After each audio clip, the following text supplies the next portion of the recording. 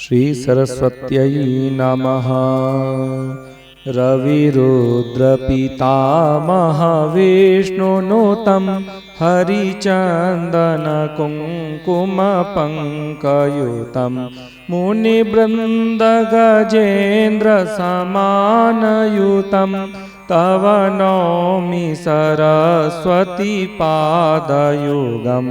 शशिशुद्धसुधा हिमधामयुतं शरदाम्बरबिम्बसमानकरं बहुरत्नमनोहरकान्तियुतं तव नौमि सरस्वतीपादयुगम्।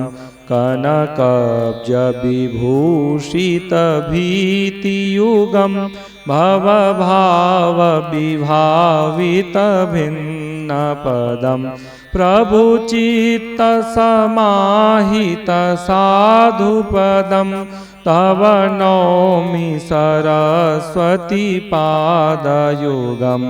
भवसागरमज्जनभीतिनुतं प्रतिपादितसन्ततिकारमिदं विमलादिकशुद्धविशुद्धपदं तव नौमि सरस्वतीपादयुगम्।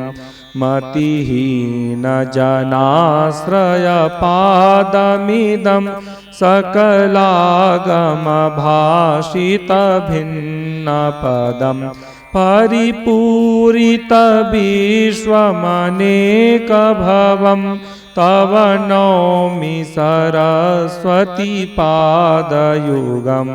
परिपूर्णमनोहरधामनिधिं परमार्थविचारविवेकविधिं सुरयोषितसेवितपादतलं तव नौमि सरस्वतीपादयुगम्। सुरमौलिमणिद्युतिशुभ्रकरं विषयादिमहाभयवर्णहरं निजकान्तिविलेपितचन्द्रशिवं तव नौमि सरस्वतीपादयुगम्।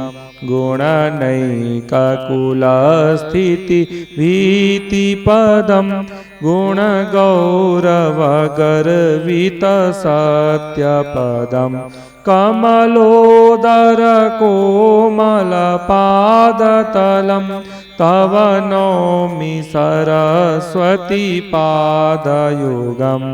रविरुद्रपितामहविष्णुनुतं हरिचन्दनकुङ्कुमपङ्कयुतं मुनिवृन्दगजेन्द्रसमानयुतं तव नौमि सरस्वतीपादयुगम्।